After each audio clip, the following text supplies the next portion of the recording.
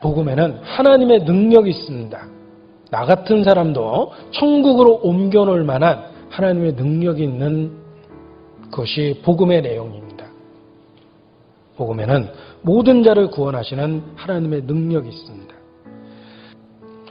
내가 내 기준으로 형편없어 보이는 사람이 있지만 복음의 능력을 믿어보십시오.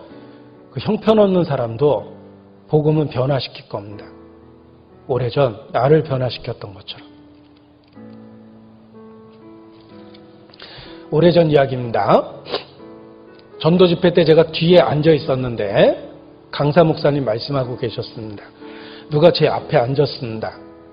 그런데 되게 어수선하더라고요. 들어올 때부터. 주의력 결핍입니다. 게다가 부끄러운 줄 모르고 막 큰 소리로 얘기해서 말씀 듣는데 회방이 됐습니다. 더 문제가 된 건 그분의 자세인데 삐딱하게 앉아서 다리 하나가 이 앞에 올라왔어요. 제가 그 뒤에 앉아가지고 진짜 시험에 들었습니다. 뭐 저런 사람을 데려왔냐. 말이 너무나 제가 들어보지도 못했던 거친 말을 계속했습니다. 알고 보니까 천호동의 유명한 며느라고 그러더라고요. 뭐 저런 사람을 데려왔냐. 그러나 복음의 능력이 있었습니다. 둘째 날, 셋째 날 발이 내려왔어요. 그리고 몇 달 뒤에 그분이 눈물을 흘리면서 간증하는 것이 들었습니다.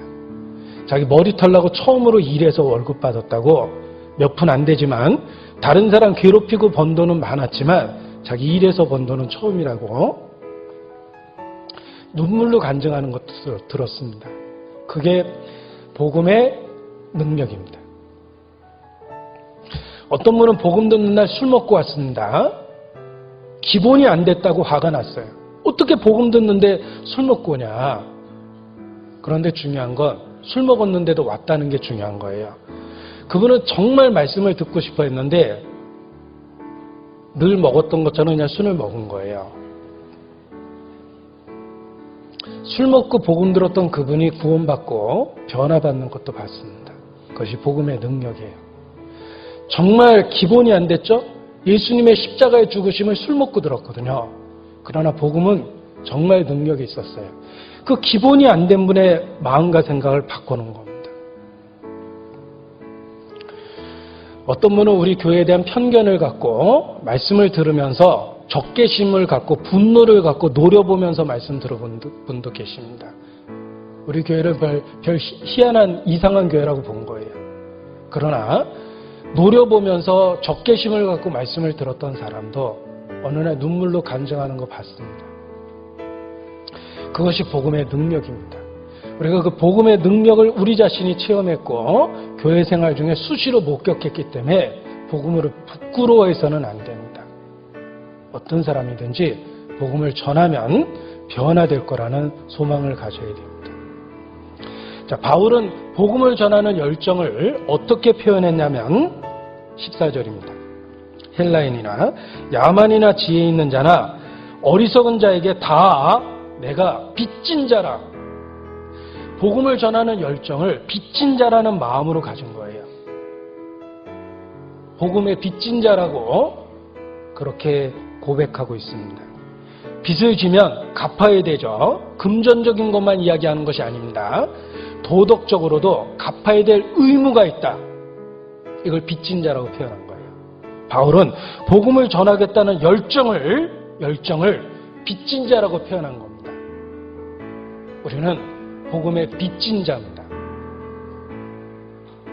복음의 능력을 알고 체험하고 가지고 있기 때문에 복음의 빚진 자입니다. 세상에서는 누가 빚을 집니까? 없는 사람이 빚을 집니다. 없는 사람이 빚진 자입니다. 그러나 하나님의 앞에서는 가진 자가 빚진 자예요. 우리가 갖고 있기 때문에 누군가에게 줘야 될 도덕적 의무를 갖고 있는 거예요. 세상은 없는 사람이 빚을 진 사람이고 하나님 앞에서는 갖고 있는 사람이 베풀어야 될 도덕적 의무를 갖고 있는 빚진 자입니다. 우리는 많이 갖고 있습니다. 진리를 갖고 있고 사람의 삶을 변화시키는 능력이 있는 복음을 갖고 있습니다. 우리는 가지고 있기 때문에 그것을 갚아야 될 책임이 있습니다. 이것이 하나님 나라의 법칙입니다.